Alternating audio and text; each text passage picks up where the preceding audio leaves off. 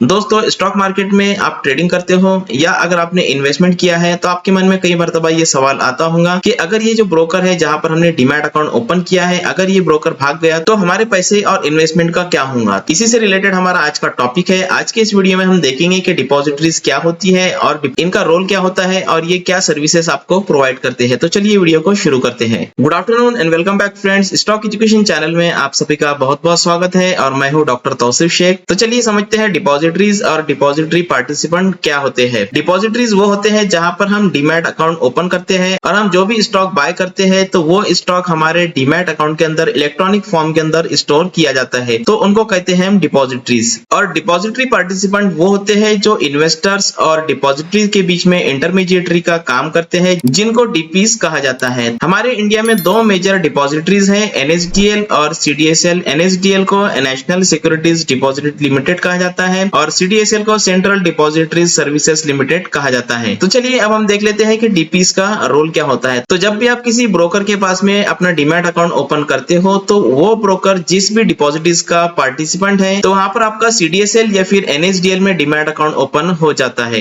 ये डिपेंड करता है आपके ब्रोकर पे कि वो किस डिपॉजिटरीज के साथ में रजिस्टर्ड है। तो इन्वेस्टर्स को ट्रेडिंग या फिर इन्वेस्टमेंट के लिए चाहिए एक डीमैट अकाउंट। तो डीमैट अकाउंट आपको डिपॉजिटरीज के पास में ओपन करना है। इसके लिए आपको डीपी के पास में जाना होगा और वहां पर अपने जो डॉक्यूमेंट्स है वो सबमिट करने होंगे। डीपी आपका अकाउंट सीडीएसएल या फिर एनएसडीएल के ऊपर ओपन कर देगा और जब भी आप किसी स्टॉक को बाय करोगे तो आपके जो स्टॉक्स है वो सीडीएसएल या फिर एनएसडीएल के पास में आपके डीमैट अकाउंट में इलेक्ट्रॉनिक फॉर्म के अंदर स्टोर किए जाते हैं। एक और बात आपको यहाँ पर बताता चलूं कि डीमैट में आप स्टॉक्स के अलावा अदर फाइनेंशियल सिक्योरिटीज को भी स्टोर कर सकते हो। डिपॉजिटरीज के इस रोल की वजह से आपको फिजिकल शेयर सर्टिफिकेट्स को संभालने की जरूरत नहीं है। ये एक कन्वीनियंट वे है किसी भी सिक्योरिटीज को बाय और सेल करने के लिए। तो चलिए अब हम देख लेते हैं कि डीपीज आपको कौन कौन सी सर्विसेज प्रोवाइड करती है। तो सबसे पहली जो सर्विस प्रोवाइड की जाती है वो ओपनिंग ऑफ डीमैट अकाउंट। आप डीपीज के जरिए से अपना डीमैट अकाउंट डिपॉजिटरीज के पास में ओपन कर सकते हो। अकाउंट ओपन करने के बाद में आप आपकी जो सिक्योरिटीज है उसको इलेक्ट्रॉनिक फॉर्म के अंदर डीमैट में स्टोर कर सकते हो। और जो थर्ड इंपॉर्टेंट सर्विस प्रोवाइड की जाती है वो होती है सेटलमेंट सर्विसेज।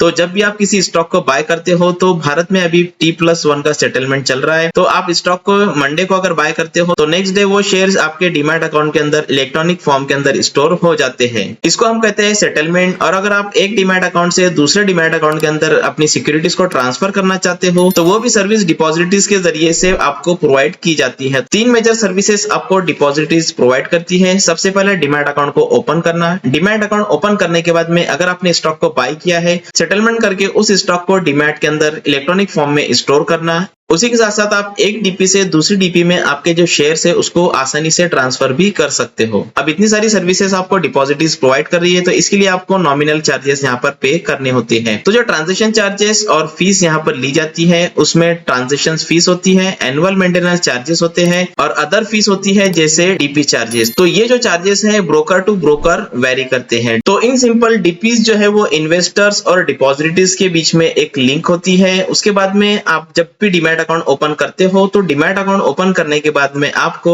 एक यूनिक आइडेंटिफिकेशन नंबर दिया जाता है जिसको बीओआईडी कहा जाता है या फिर क्लाइंट आईडी कहा जाता है। अगर किसी वजह से आपका ब्रोकर बैंकरप्ट हो गया या फिर आपका ब्रोकर भाग गया तो आपके पास में ये बीओआईडी या फिर क्लाइंट आईडी होता है। तो आप डायरेक्टली सीडीएसएल और एनएसडीएल की वेबसाइट पर जाकर के अपनी जो होल्डिंग्स है उसको ट्रैक कर सकते हो और ट्रांजेक्शंस वहां पर चेक कर सकते हो। तो आपको समझ में आ चुका होगा कि डिपॉजिटरीज क्या होती है और डिपॉजिटरी पार्टिसिपेंट क्या होते हैं। अगर आपका ब्रोकर भाग जाता है या फिर बैंकरप्ट हो जाता है तो आपको घबराने की जरूरत नहीं है। आपको जो यूनिक आईडी मिलता है उसकी मदद से आप आपकी जो होल्डिंग्स है उसको आसानी से ट्रैक कर सकते हो। तो अगर आप एक भरोसेमंद और रिलायबल ब्रोकर चाहते हो तो एंजल वन एक ट्रस्टेड ब्रांड है। आप यहाँ पर अपना ट्रेडिंग और डीमैट अकाउंट ओपन कर सकते हो। एंजल वन में आपको अकाउंट ओपनिंग और 1 साल के लिए एएमसी बिल्कुल फ्री है। डिलीवरी के लिए यहाँ पर आपको कोई भी ब्रोकरेज पे नहीं करना है। तो देर मत कीजिए और डिस्क्रिप्शन में लिंक दिया हुआ है, लिंक पर क्लिक करके अपना ट्रेडिंग और डीमैट अकाउंट एंजल वन में ओपन कर लीजिए। Thank you so much. तो चलिए अब हम देख लेते हैं कि एंजल वन मोबाइल एप्लीकेशन पे आपको किसी स्टॉक को बाय करना है तो किस तरीके से बाय कर सकते हो। अकाउंट ओपन करने के बाद में आप एंजल वन मोबाइल एप्लीकेशन को ओपन कीजिए। एप्लीकेशन ओपन करने के बाद में राइट टॉप कॉर्नर पे स्टॉक का नाम डालिए। स्टॉक का नाम डालने के बाद में आप स्टॉक एनएसी सेलेक्ट कीजिए। स्टॉक एनएसी सेलेक्ट करने के बाद में आप डायरेक्टली इस बाय पर क्लिक करके अपने ऑर्डर को प्लेस कर सकते हो। तो सिंपली बाय पर क्लिक कीजिए। बाय पर क्लिक करने के बाद में आप डिलीवरी सेलेक्ट कीजिए, नंबर ऑफ क्वांटिटी डालिए, डिजायर्ड प्राइस डालिए और इस बाय पर क्लिक करके अपने ऑर्डर को कंफर्म कर दीजिए। तो इस तरह से आप एंजल वन मोबाइल एप्लीकेशन का यूज करते हुए अपने अपने ऑर्डर को प्लेस कर सकते हो। Thank you so much.